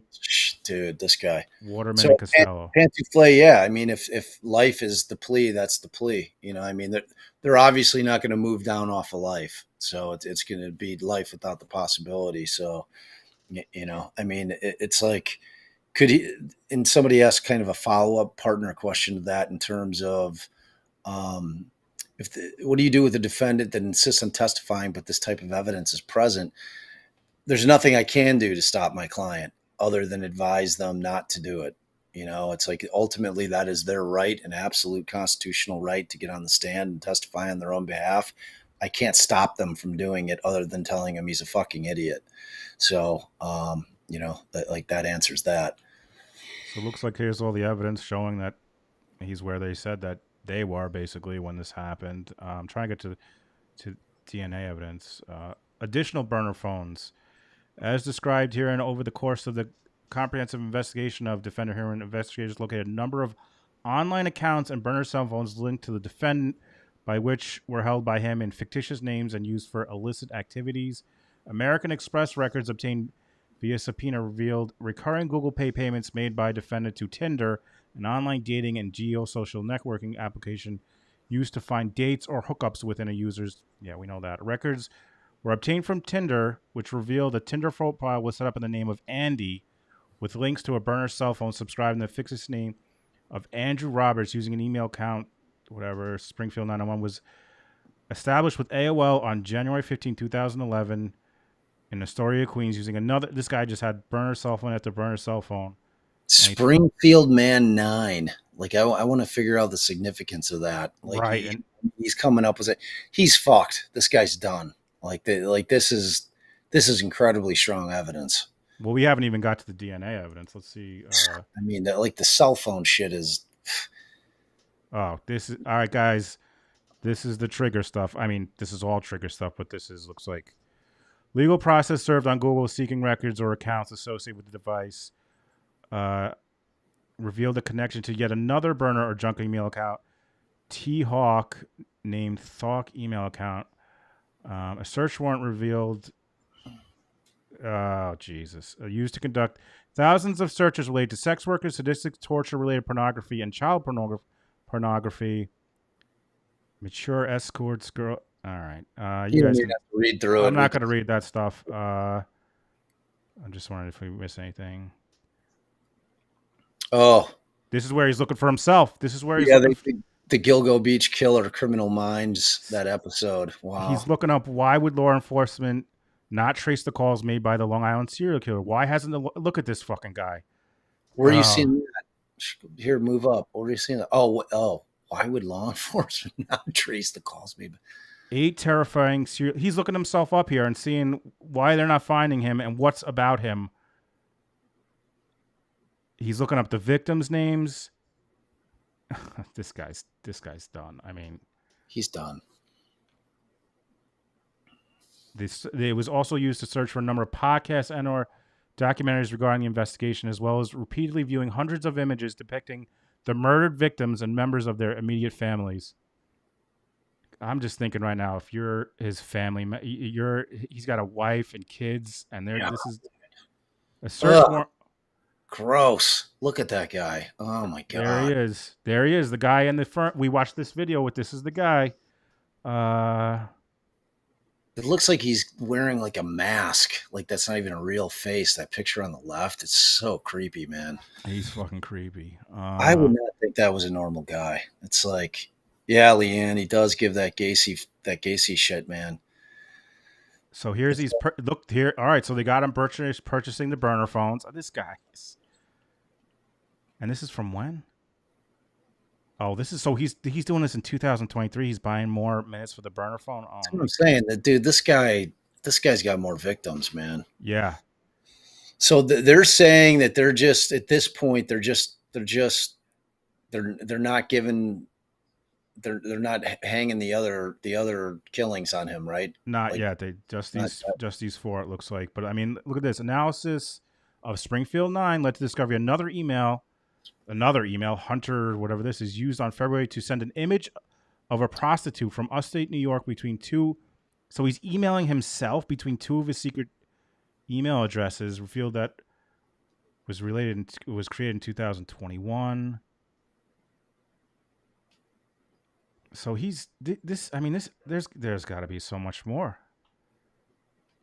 Oh, this is moreover based upon SPCD or SCPD records for the official GilgoNews.com, a website maintained. Oh, you lost it. Sorry. Where was it? Right at the bottom. Yeah, to disperse news pertaining to the investigation. Heuermann's home IP address was used on May 23rd, 2020 and July 3rd, 2022 to access the official news concerning this investigation. Records obtained from JetBlue also show that the same IP address was utilized to book flights for defendant Heuermann and his wife in 2018. I mean, they're going to nail him.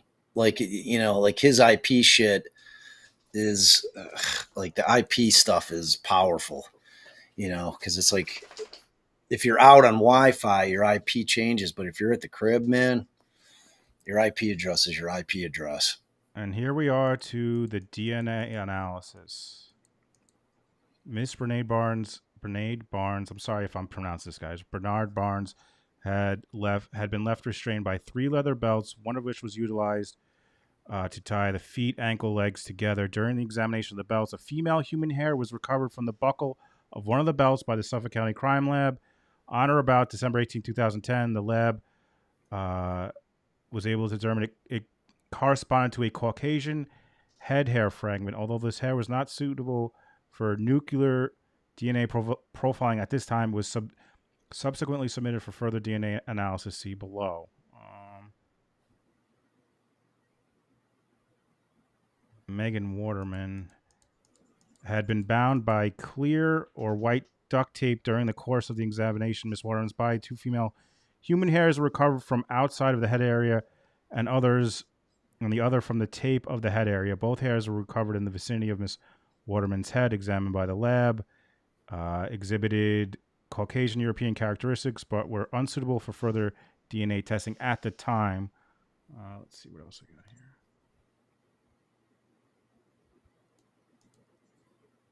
An examination of Miss Amber Costello revealed that she appeared to have been bound by 3 pieces of clear or white duct tape. During the course of the examination, a female human hair was recovered, specifically a piece of tape inside of the burlap wrapping in the vicinity of Miss Costello's head. A subsequent examination of the female hair on Costello led to the determination it had Caucasian European characteristics. However, it was unsuitable. So it was all unsuitable initially.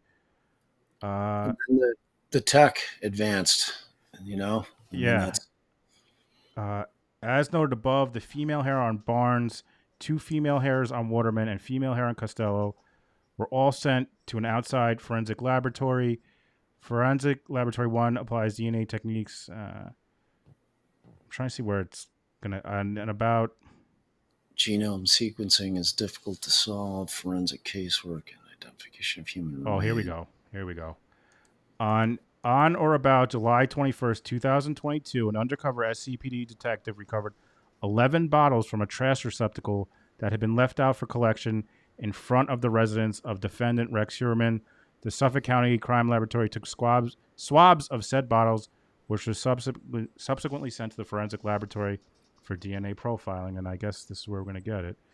Based on these new submissions, on or about 2/24/2023, Forensic Laboratory 1 was able to conclude that one of the DNA profiles generated from the aforementioned bottles taken from defendant Heuermann's residence indicated a female individual belonging to the mitochondrial haplogroup,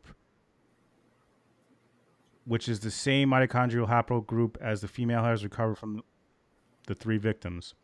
Yeah, they got a match to the hair from the wife's DNA. So, I mean, how strong is that, Bob? Super strong. I mean, what is he going to throw his wife under the bus when she's out of the country? I mean, he's done. No, I just mean like whatever. Strong. The process that they're using is like hard to dispute. I mean, at this point, it's because it's hair. Hair is one of the strongest things you're going to be able to pull DNA off of, man. So it's like, see you, Carrie. Hey, Carrie, thank you so much for being here. I don't know if Lauren is still here and Catch LASK. Thank you all so much for being here. We really appreciate it. I mean, thank everyone for being here, but take care of yourself, Carrie. I'm sure this is, really triggering. So take care of yourself and Lauren too, and whoever else that had something to deal with it's like this. Everyone take care of yourself. I mean, this is triggering for everyone, right? So let's see. Based on the foregoing, while 99.9% of the North American population have been excluded, the female on Costello, 99. It is significant that RH's wife cannot be excluded from either the female hairs recovered on the remains of Megan Waterman and Amber Costello. As previously noted, like you said, defendant Heuermann's wife was out of the state at the time of Miss Waterman and Miss Costello's disappearance and murders. As such, it is likely that the burlap, tape, vehicle, or other instrumentalities used in furtherance of these murders came from the defendant Heuermann's residence, where his wife also resides, or was transferred from his clothing. Yeah, I mean, I have Allison's hair all over me. It's like everywhere, dude. It's all over the house. She got long dark hair, dude. It's like, you live with somebody, you're gonna get their hair on their shit. I mean, so if they were start doing the DNA shit on my dog's hair, it'd be like on every single piece of clothing. It would be on every item of my, like the entire house is like has dog hair on it. Yeah, I have know to that blow life. off the Mac every day. I'm like, my poor Mac. Following the discovery of the avalanche, an investigation of other relays about January, a surveillance team observed and recovered a pizza box thrown from defendant Rex Heuermann into a garbage can located in Manhattan. This is wild. So they're following this guy around. They find the pizza box.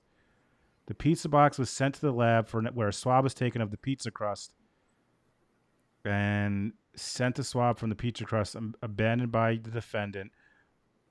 Hand delivered it to a portion of male hair on Waterman, and the male hair on Waterman and the swab from the pizza crust. 99.96 could be excluded except for him. This is over. She's done.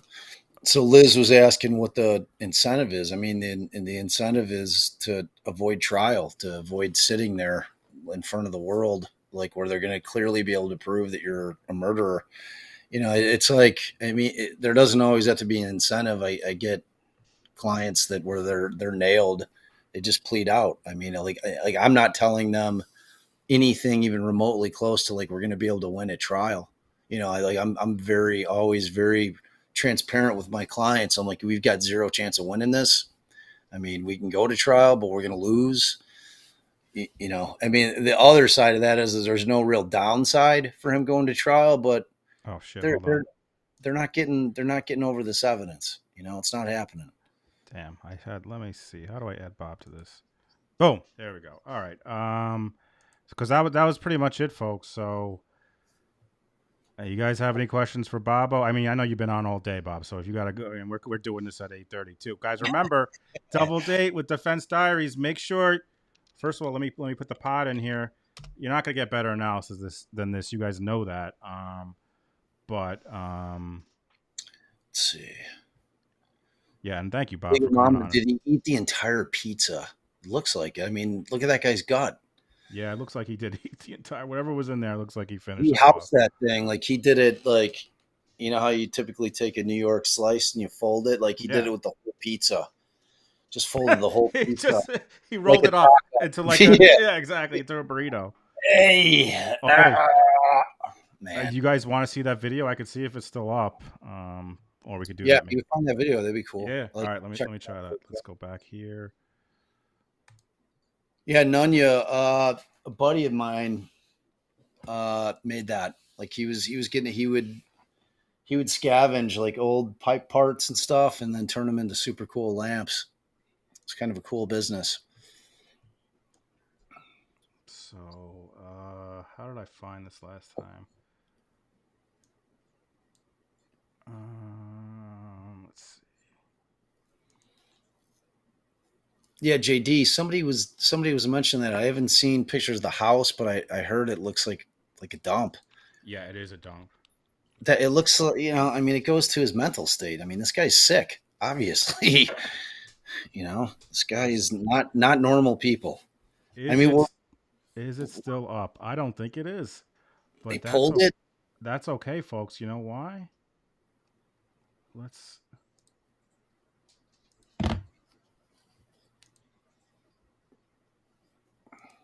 It looks like. Oh, this is what we just watched. Where's where the Missy coming to the fest? That's what I'm talking about, girl. Yeah, everybody come. True crime. It's in August in Austin, y'all.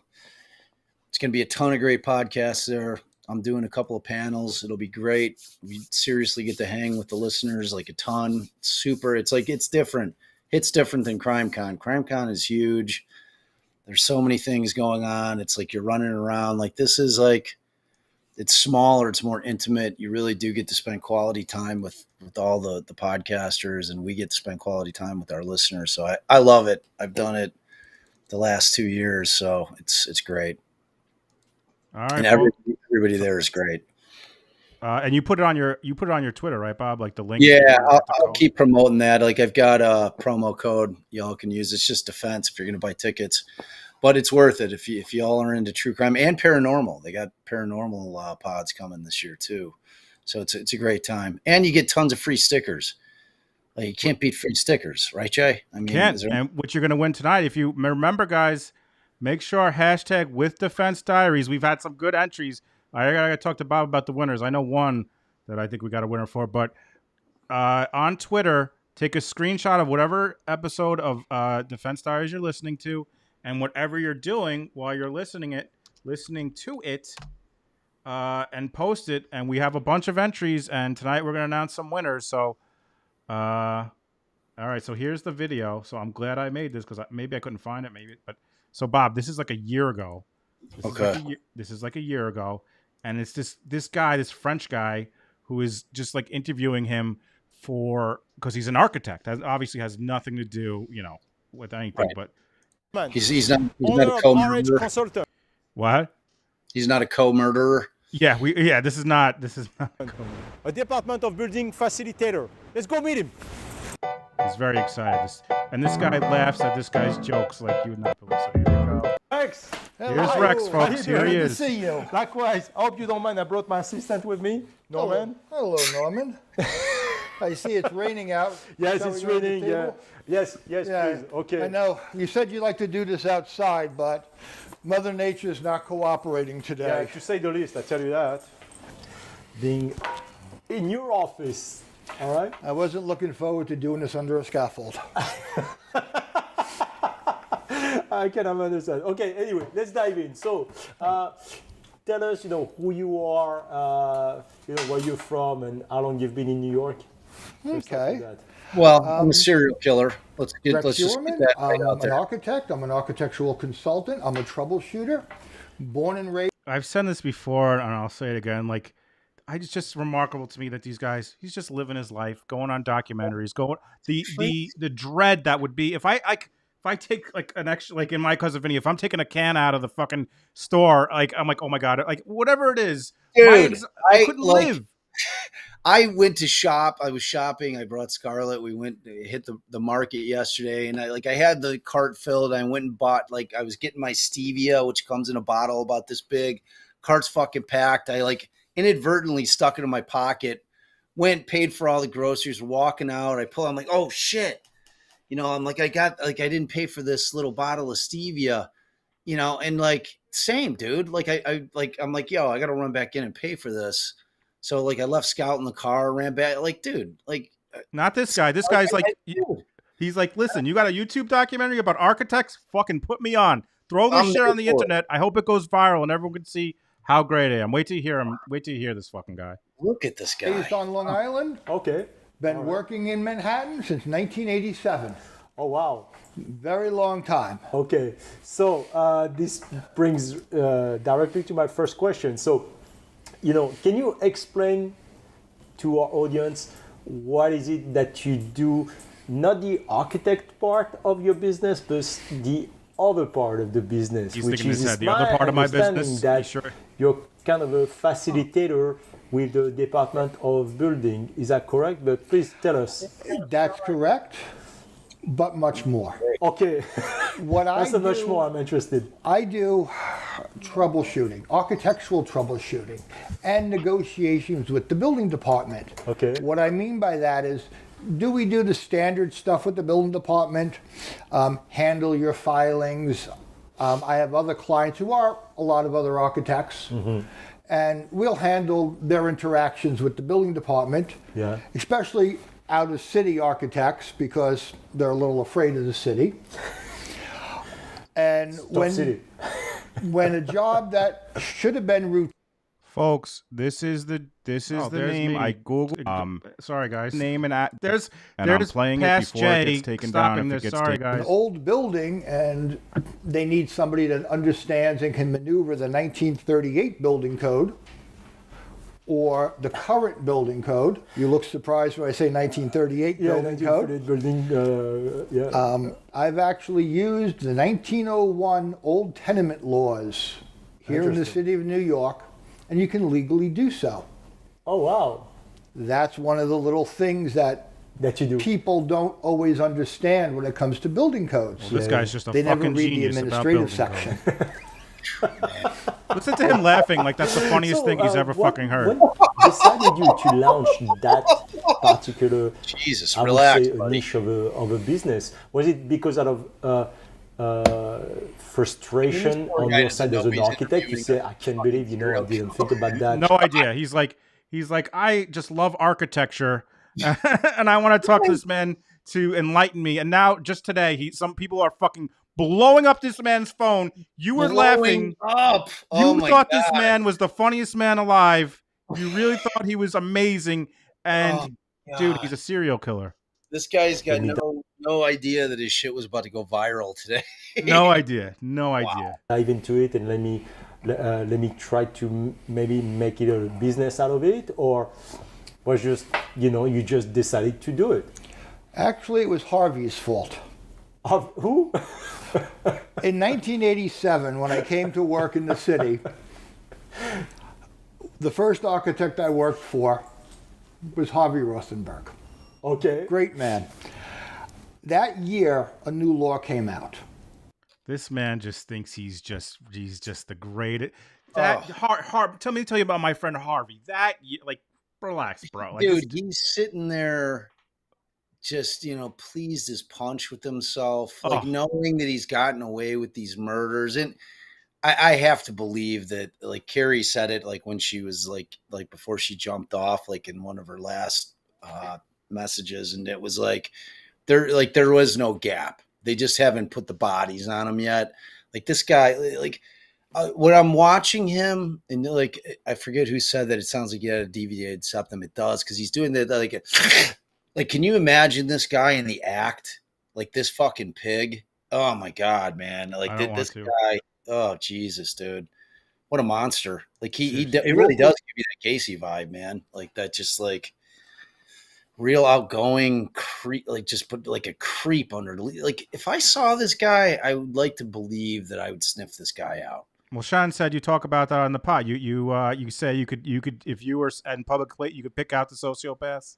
I can, man. It's like it's a vibe. I'm like this guy would have been all over. I'm like, that guy's a law 58 of 87. Okay. That's all the handicap access. Okay. They said, did you? You're the new guy, you read it. So I read it. Charged with there was a situation dealing with the city. They said, well, go meet with the city. I did. I was effective at it. He said, go do it again. Oh, that's funny. And no, it's not. That's how the whole thing not started. Funny, dude. Not funny. And he did a lot of work with not-for-profit agencies for developmentally disabled. So that's where I started doing a lot of my building code consultant with him, as well as the design and drawings for these facilities. And the one thing I learned very quickly was the building department could not understand them. Couldn't understand what? Their own codes? Their own codes, their own laws, because you have what we would call a group home for developmentally disabled. Okay. It doesn't exactly fit the code book. And the plan examiners who work for the building department didn't fully understand it. So part of my job became educate the city. So you educate the city about their own code. Correct. That has been, our laws. That's been something we've been doing ever since, and we still do today. So you started with a laughing at, dude. Quit laughing. And then when you decided to launch your own, you decided let me continue that route of the consulting. Is that correct? That's basically correct. Yeah. But the way it all happened was a recession in the early 90s. Yeah. And we're all trying to figure out who to work for. Yeah. And that's when I met my very first paying client, Robert Meyer. Yeah, he's fugazi. Okay. I'm in the Queens building department. It's before lunch. I want to get to lunch. were back in those days, you had to physically stand in line with your paperwork. Same because this pantuflay. predated the computer system. I want to slap both of them super What? super hard. Pantuflays, I want to slap the interviewer next time he laughs hard. Me too. And like he this was guy, dealing. does he have like? Have you? He's like Fat Jay Cutler. He's got that jerk face going on, man. He you does know, look like Jay Cutler. He's got the fucking fat Jay. Like, and Jay Cutler just had jerk face. Like, where you just want to smash him in his face. He just looked like a dick. You're so right. That's so true. Exactly, man. With the Wait till you get to the part where he talks about hammers. At the certificate of occupancy counter, didn't know what he was doing. I'm getting impatient. I go, excuse me, took his paperwork. Oh, I want to Past Jay again. is pausing again. Sorry. Is that? Then I took care of what I needed to do. He was standing off on the side. I gotta get one of these cool intro. I gotta get one of these cool. What do you segues think here. is one of Those the are main great. reasons people are contacting you? Is that so many keyboards, but they're showing a because guy they on were badly advised, or because they don't know all the rules, or they try to rush things? Is that what is basically most of the reason why people are contacting Originally, you for? I would say the biggest reason, they're overwhelmed by the city.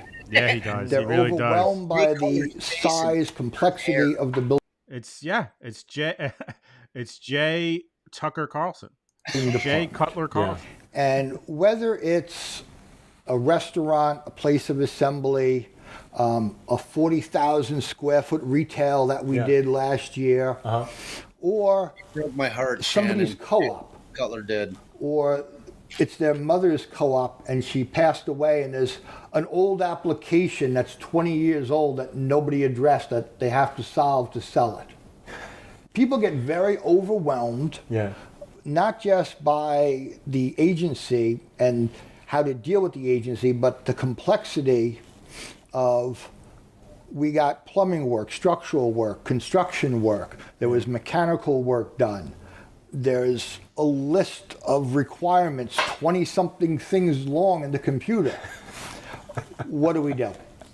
Okay. So tell me, it's is not this funny. part What are of you the- laughing because you're an at? architect, I can't understand the word you is said. this part of What do the you know what business it has outgrown your architect business, or he started taking over, or what? Sometimes it's the majority. Really? Yeah, that's Sometimes it's 50-50 with architecture, depending on what I'm doing. Yeah. On the architectural side, having all of these capabilities in-house gives me an advantage over edge, other yeah, people, exactly, because I have my own staff. Yeah. Most architects will go to an outside consultant. Like yours? No, not like mine, called an expediter. Ah, okay. Okay, that's what the expediter, they understand how to file, they understand the administrative procedures. Where I exceed that is, I have the license to practice architecture, so when I go to the city, I can tell them how I feel and what I think they should do. And I do that. An expediter can't do that because they work at the pleasure of the city. Yeah. I don't. Understand. Yeah. So, after all those years, what do you think is the most important qualities a person in your position dealing with the DOB must have? Java vibe, do. Patience. He really does. He does, Patience. man. Here's about when he's about to tell you how important patience is, folks. Yeah, he's super patient. That's funny. I was hoping you would say that. Yeah. It's not funny again, sir. Not funny. Patience, and I don't Not for like me. to use the word tolerance, but sometimes you have to. Yeah. And it's not just with the city, it's also with the client, because most clients, they don't understand what I have to do, why I have to do it, what it takes to get done. Yeah.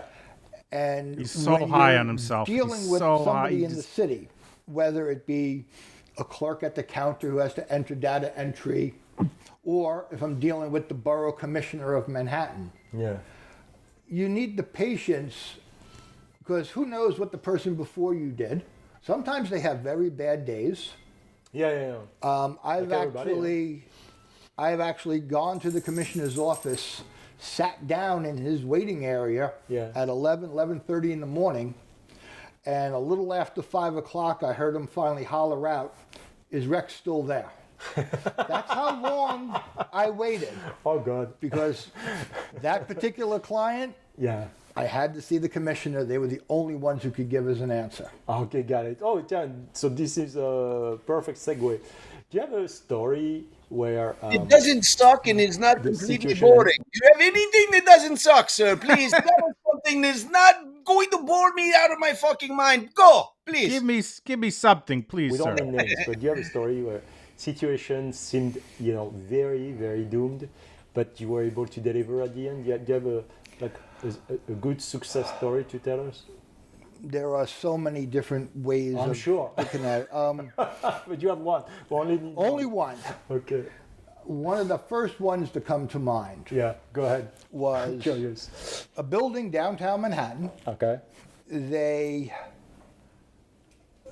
put a generator on the roof. Typical generators go on roofs all the time. Okay. Except the fuel lines to feed the energy. All right, I don't care. I want to get to the part where he talks about a hammer and a mallet.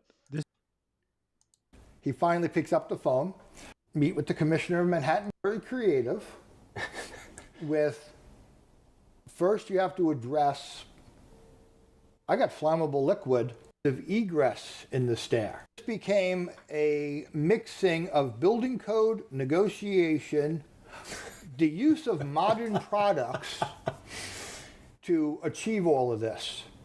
And in the end, the pipe stayed. The pipe stayed? They stayed.